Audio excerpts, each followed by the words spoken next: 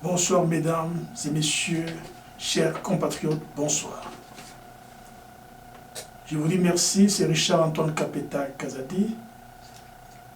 Merci de nous recevoir chez vous dans le cadre de nos réflexions, de notre émission sur les réflexions. Réflexions sur le Congo, réflexions sur l'actualité du Congo, réflexions sur les grandes questions qui touchent le Congo et réflexions sur l'avenir du Congo. Aujourd'hui, notre thème s'intitule « Pourquoi beaucoup de Congolais n'aiment pas Joseph Kabila et des kabylistes ». Avant d'en arriver là, je vais ici vous lire, juste mon travail c'est de lire une déclaration politique. La déclaration politique vient d'Olivier Kamitatou. Il l'a faite sur TV5. Voilà ce qu'il dit. Je parle avec assurance que Martin Fayulu est un véritable poisson tilapia, qui n'a pas d'identité et qui habite dans le lac, mais qui veut se faire grand en se comparant aux baleines habitant dans les océans. Je ne permettrai plus à Fayulu de se jouer du sauveur Félix Tshisekedi. C'est nous qui avions rendu Fayulu grand, mais comme nous sommes de retour, nous les rabaisserons dans un niveau vilain. Cité Olivier Kamitatou. Une belle déclaration, en fait, qui reflète la réalité. Je dirais tout simplement que une personne naine ne devra jamais cracher sur le biceps, le muscle du géant qui l'a transporté. Un homme sage devra toujours exprimer sa gratitude aux ailes du grand aigle qu'il a transporté, qu'il a fait goûter le délice de voler dans les airs. Autrement, il se met en porte-à-faux contre son propre devenir. Je pense que la politique, c'est un domaine du réel. Il faut à un moment donné sortir de sa bulle, de ses hallucinations pour voir la réalité et mettre les deux pieds sur terre. Et quand nous parlons de la réalité de la politique, c'est quoi? La réalité, c'est aujourd'hui Félix Tshisekedi qui gouverne le pays, qui en est le président et qui exerce toutes les prérogatives reconnues aux fonctions du chef de l'État. Parce qu'il a nommé des généraux, il les a nommés. On ne va pas vous donner leur nom ici, vous le connaissez. Il en a suspendu ceux qui se mettaient en opposition contre la morale. Ceux qui ne marchaient pas avec la morale publique, il est suspendu. Donc Félix, qui est en train aujourd'hui, par exemple, de changer le visage du pays sur tous les plans, c'est ça, exercer les fonctions, les prérogatives du chef de l'État. Et d'ailleurs, il y a un effet qu'on appelle l'effet boule de neige Félix. Vous avez suivi, aujourd'hui, on commence à parler des gens qui ont emprunté l'argent, qui ont pris des dettes auprès du fonds des investissements, qui ne les ont pas remboursés. Imaginez, je vais ici vous lire les noms de quelques personnes qui ont pris des dettes auprès du fonds. Vous avez Bassengezi qui a pris 728 millions. King Kimulumba, Trufon qui a pris 397 millions. En 2009, ça fait 10 ans, ils n'ont jamais remboursé l'argent. Ngoï Mukena qui a pris 398 millions. En 2009, Pasteur John Mupanzi qui a pris 440 millions. En 2011, Rwakabuga qui a pris 660 000 $. En 2010, Koko Nyangi Joseph qui a pris 398 millions, donc 398 bien sûr millions en 2009, il y a déjà 10 ans. Et Bosse Ketchua qui a pris 448 millions en 2008. Germain Kimbinga qui a pris 550 000 $. Et Bahati. Tous ces gens ont pris l'argent de l'État qui pouvait aider à construire le pays Ils n'ont jamais songé à l'argent. C'est pour cela que nous encourageons le chef de l'État, qui a fait un bon travail jusque-là, de continuer à résister, que des gens pareils puissent faire partie du gouvernement de la République s'est mise en place. S'il y a des gens qui ont contacté des dettes auprès du fonds d'investissement, qu'ils remboursent les dettes. S'ils les remboursent, alors ils peuvent faire partie du gouvernement. Mais sinon, tous ces gens qui ont des dettes qui ne viennent pas, c'est comme s'ils se moquaient de l'État, ils se moquaient du pays, ils se moquaient de la nation et du peuple congolais. Voilà, nous revenons ici à l'objet de notre émission, qui est pourquoi beaucoup de gens n'aiment pas Joseph Kabila et les kabylistes, mais c'est notamment ce que je viens de vous lire. Comment ils peuvent l'aimer, un chef d'État qui encourage l'immoralité dans le pays? Les gens qui prennent l'argent de l'État, qui jouent avec ça, alors que les enfants de ce pays vont à l'école sans chaussures. Il y a des enfants de ce pays qui apprennent sous les manguiers. Il y a des enfants dans ce pays qui ne mangent pas à leur faim, qui sont kwashiorkoué. Il y a des parents qui sont impayés pendant 40 mois. Mais cependant, il y a des gens qui s'amusent avec l'argent de l'État. C'est pour cela qu'il faut que ce pays change. Nous soutenons le chef de l'État. Nous nous battrons toujours contre vents et marées pour que le chef de l'État fasse son travail afin que ce pays recouvre sa dignité et s'engage dans la voie des pays civilisés. Voilà. Donc, ça c'est une des raisons pour lesquelles les gens n'aiment pas Joseph Kabila et les kabylistes, de la manière dont ils se moquent du peuple congolais. Il y a beaucoup de raisons pour lesquelles les gens n'aiment pas le président, le monsieur Joseph Kabila. Ils ne l'ont pas aimé même comme président de la République. Il lui porte encore rancune aujourd'hui par rapport à ce qu'il a fait. Il y a d'abord la guerre. On nous a forcé à une guerre sans raison. Une guerre pour nous arracher nos minéraux. Une guerre pour nous arracher nos terres. Et cette guerre, comme vous le savez, déjà quand AFDEL venait, et je dois ici souligner quelque chose, en fait les Congolais ont toujours douté sur les origines congolaises de M. Kabila. Nous avons des photos où Kabila est garde-corps de M. Kagame, et bien cela confirme bien que ce n'est pas un sujet congolais. Alors, la guerre est arrivée, ces gens qui venaient avec la guerre se disaient les panafricanistes. En tant que tels, ils voulaient céder des terres du Congo aux voisins avec des motifs pour les protéger contre les invasions des ennemis, les invasions guerrières.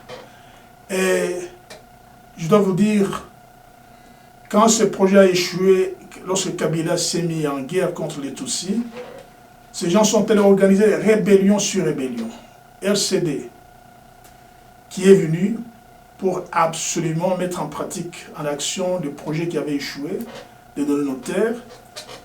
Et après ça, nous avons l'FDD, nous avons eu des rébellions, beaucoup de rébellions, sous la barre de l'autorité suprême du pays. Quels sont les efforts qu'il avait faits pour mettre fin à ça? Je crois aucun.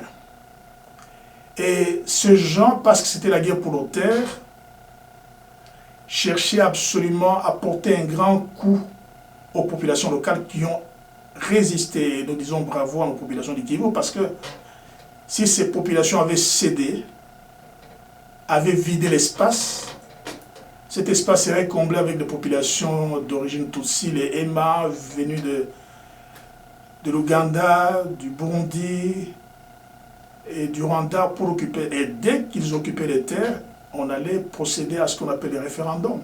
Leur poser la question s'ils veulent rester avec le Congo, s'ils veulent quitter. C'était ça le point qu'on attendait.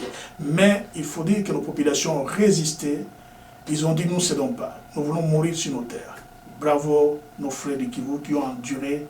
Nous avons été solidaires avec eux. Nous continuerons à être solidaires avec eux. Et on a vu pendant cette guerre-là, pendant tout ce temps-là, les avions qui atterrissent dans les rues, transportent des minéraux et les amènent au Rwanda. Mais où était notre diplomatie? C'est alors qu'il fallait créer des incidents diplomatiques pour dénoncer le Rwanda, pour l'accuser devant différentes instances. On ne l'a jamais vu. qu'on nous prouve, qu'on nous montre, qu'on nous démontre qu'on a accusé le Rwanda devant les instances internationales de voler nos minéraux, de venir les prendre. Et imaginez, ces gens qui menaient la rébellion, tantôt ils étaient Congolais, et quand on voulait les poursuivre, ils devenaient des Rwandais. On connaît des cas comme ça. Et dès qu'ils sont des sujets rwandais, nous espérons que leur pays puisse les poursuivre, mais on les a jamais poursuivis. Donc c'était d'abord des ping-pong. Il y avait des arrangements qui se faisaient entre les autorités du Rwanda et les autorités du Congo. C'est là que les Congolais n'ont pas toléré M. Joseph Kabila parce qu'il était complice. Il était le bras fort, le bras droit de ceux qui voulaient absolument que le pays soit balkanisé. Et dans cette démarche de balkanisation, si vous voulez bien, des guerres pour affaiblir le Congo, lui prendre ses terres, lui prendre ses richesses, ils sont mis à la chasse de l'élite. Et le cas le plus flagrant, c'est celui du meurtre, de l'assassinat plutôt de Monseigneur Muziiwa, qui a été tué parce que c'est la voix qui faisait entendre ce que pensaient les autochtones, ce que pensaient les Congolais, sur tout ce qui était en train de leur arriver. Eh bien, on l'a tué, on l'a dépecé à la manière d'une chèvre ou d'une poule. Trancher la tête, couper les parties du corps jusqu'à enlever son sexe. Donc, pour créer la peur, la torpeur chez les autres intellectuels, à ne pas continuer à faire le travail que faisait Monseigneur Muziiwa. Donc, tout cela n'était pas de notre... Et pourtant, en 2006, les Kivu avaient massivement voté le président Kabila. Qu'il est trompé, je vais mettre fin à la guerre, c'était que la propagande pour se faire élire. Mais, finalement, le peuple congolais avait compris que Kabila était le complice de ceux qui voulaient notre malheur. Et le point le plus culminant, la stratégie de guerre qui était utilisée, c'était les viols de nos femmes. Et ici, il faut dire que dans beaucoup de pays à travers le monde, il y a eu des viols. Mais le viol du Congo était un viol spécial. Spécial parce qu'il était fait de sorte à traumatiser les populations, de sorte à briser la vie. Imaginez que les populations qui étaient violées, les femmes qui étaient violées, leur âge variait entre 5 et 80 ans. Donc on violait les bébés de 5 ans, on violait les vieilles femmes de 80 ans. Qui pouvait alors aimer Kabila? Kabila était au pouvoir, qui demandait même que l'ONU parte, bien que nous savions tous que l'ONU ne jouait pas le rôle qu'on espérait d'elle, mais Kabila voulait qu'il parte, comme ça il ait le terrain libre, il devait accélérer en ce moment-là les balayages de tout l'espace du Kivu qui était occupé par les originaires, afin qu'ils soient remplacés par les Tutsis. Donc, vous comprendrez que les viols tels qu'ils étaient pratiqués là-bas, qui s'est terminé, les viols s'est terminé par l'introduction de bois dans les organes génitaux, l'introduction de ferrailles enrouillées, l'introduction des ciseaux, l'introduction de tout espèce de choses, et même de plastique brûlé dans les organes, sur les organes génitaux pour complètement... Et les hommes qui voyaient tout cela, dites-moi bien, quel est le moral qu'ils pouvaient avoir pour se mettre debout, tenir sur leurs deux pieds, aller en guerre contre ces gens-là. Donc ils étaient complètement abattus. Et tout cela se faisait sous l'œil de la communauté mondiale. Et pourtant, on nous a toujours dit, quand vous touchez à l'enfant et à la femme, vous avez touché à la prunelle de l'œil des Occidentaux. Il n'en était pas le cas. Bien sûr, on comprend, l'enfant congolais n'avait pas la même valeur que l'enfant blanc. Et la femme noire, africaine, congolaise n'avait pas la même valeur que la femme blanche. C'est pour cela qu'ils faisaient n'importe quoi et tous ceux qui voyaient ignoraient ça complètement. Imaginez que le docteur Mukwege, l'homme qui a vécu toutes ces histoires, l'homme qui avait la vocation de s'occuper des infortunés, ces femmes qui étaient violées, déchirées, déchiquetées dans leur psychologie, dans leur personnalité. On ne peut pas vivre sexe-femme, on ne peut pas voir sexe-femme vivait et rester soi-même en bon état de santé. Alors, il faut dire que le Dr Mukwege avait un état psychologique extrêmement fort pour résister à toutes ces histoires, parce que ce sont des choses incroyables. Alors, ça, c'est le plan de la guerre, des viols, des tueries de nos intellectuels qui étaient pratiqués là-bas pour complètement nous affaiblir. Et Kabila n'a pas fait quelque chose de consistant. Par contre, il était les bras qui soutenaient ce genre-là pour qu'ils arrivent à la solution finale, justement, de vider tout l'espace congolais, des originaires, des autochtones, afin que ça soit pris par les Tutsis. Nous en arrivons à nos matières premières. Ici, on doit dire que depuis que M. Kabila est arrivé au pouvoir, les Congos ont perdu des milliards et des milliards de dollars et d'euros sur ces matières premières, sur ces ressources naturelles. On me demanderait, mais comment? Oui, Kabila a vendu beaucoup de concessions minières aux étrangers.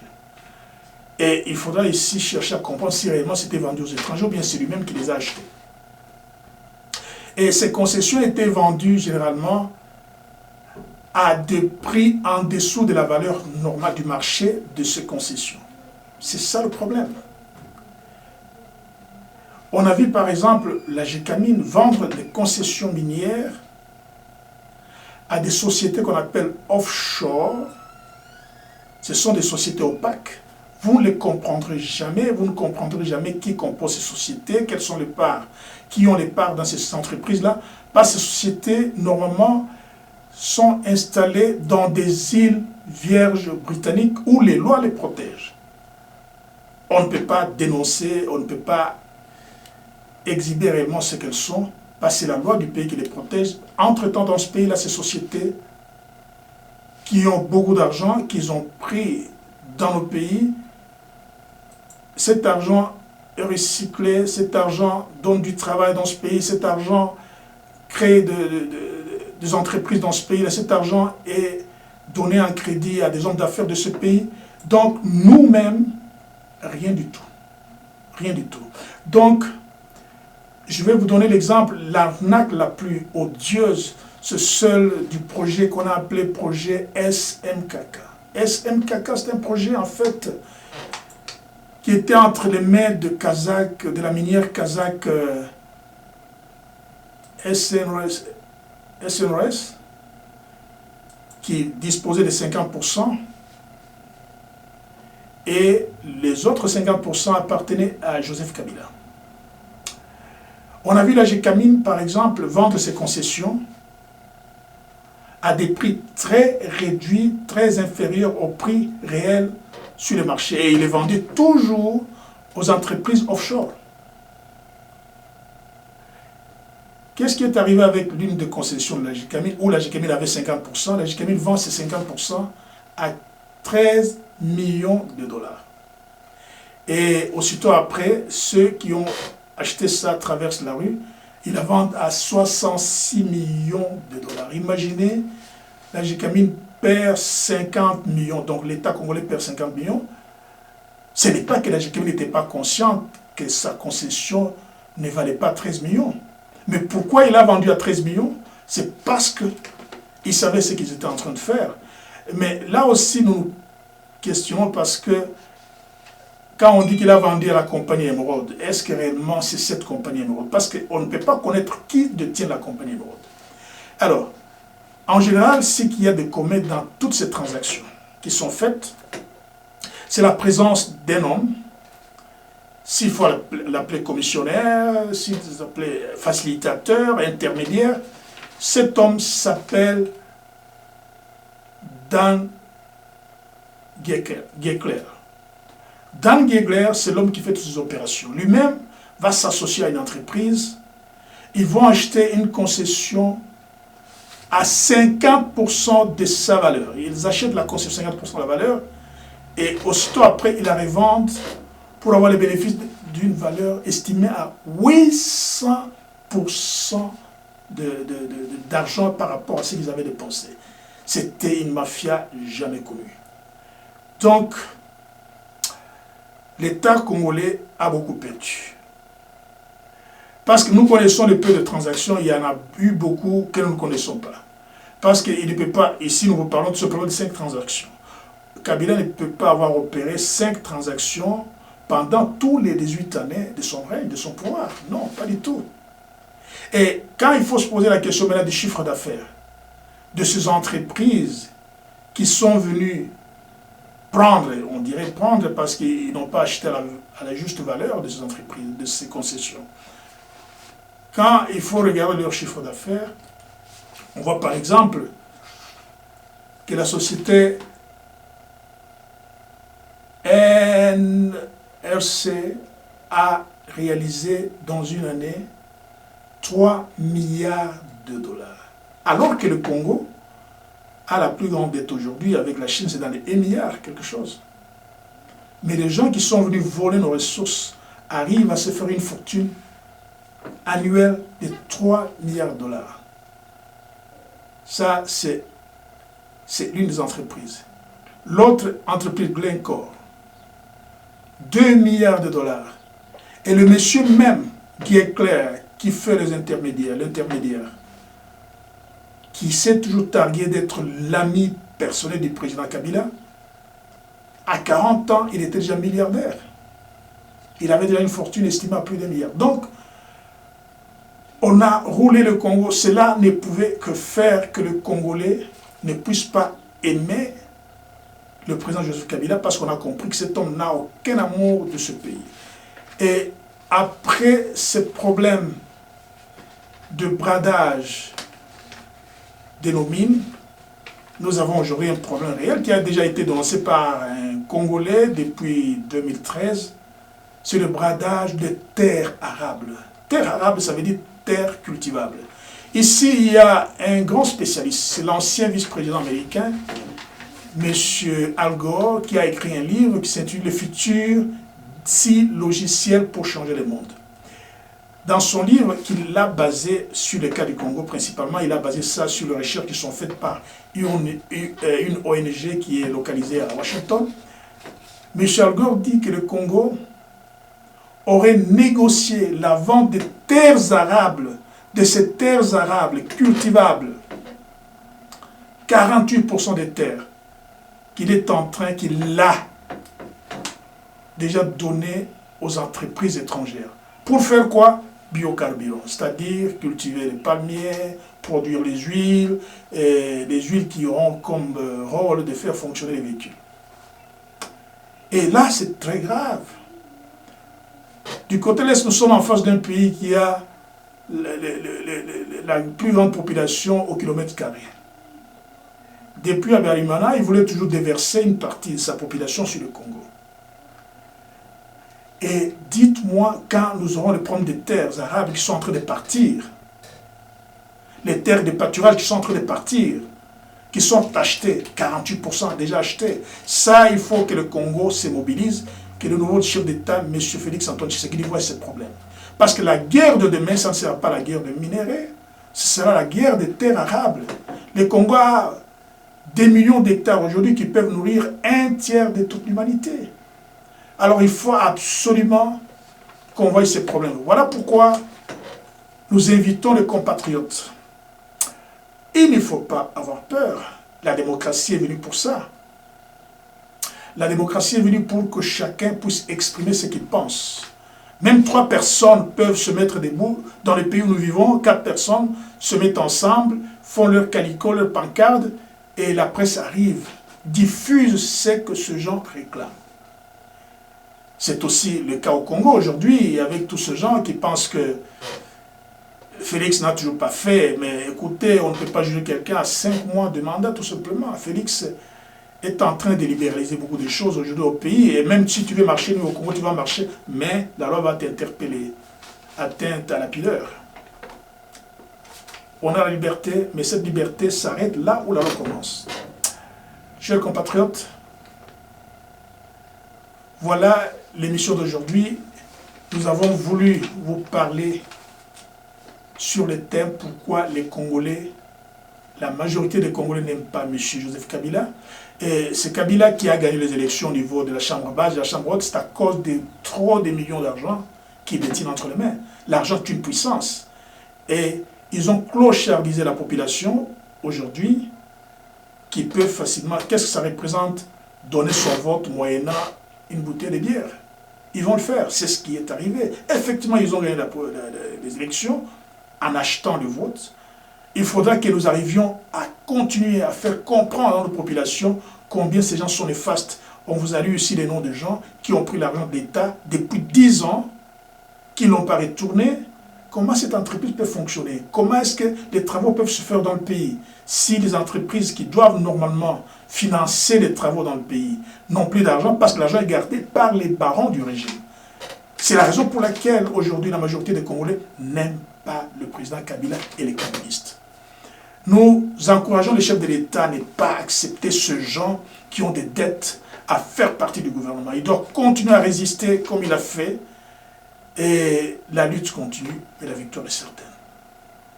Chers compatriotes, merci infiniment de nous avoir écoutés. Nous allons nous retrouver prochainement. Nous vous remercions infiniment de votre soutien, de vos messages, sur les conseils à nous donner, de la manière dont nous devons orienter notre émission. Nous en sommes infiniment reconnaissants et je crois que nous ferons tout pour vous plaire, pour vous satisfaire, pour vous alimenter, vous donner des réflexions qui conviennent dans le but de mettre notre pays au point afin de faire face à des grands enjeux dans l'avenir. Et j'allais oublier pour vous dire que les Tutsis sont venus chez nous. Non seulement qu'ils ont violé nos filles, mais aussi ils ont laissé les enfants. Les enfants qu'ils ont laissés chez nous, il faut que nos psychologues soient mis à profit, nos pédagogues, nos philosophes, nos sociologues, qu'ils soient mis à profit pour savoir comment nous pourrons faire avec ces enfants. C'est notre sang, ce sont nos filles qui ont eu, ce sont nos femmes qui ont eu ces enfants-là. Qu'est-ce que nous devons en faire pour l'avenir? Parce que si nous ne savons pas bien gérer ça, gouverner, c'est prévoir. Eh bien, ces enfants-là, ce sera une bombe à retardement contre nous demain. Et surtout pas que ces enfants soient récupérés par ce Rwandais-là. Ça sera un grand dégât et un potentiel danger vis-à-vis de notre pays. Merci et à la prochaine occasion.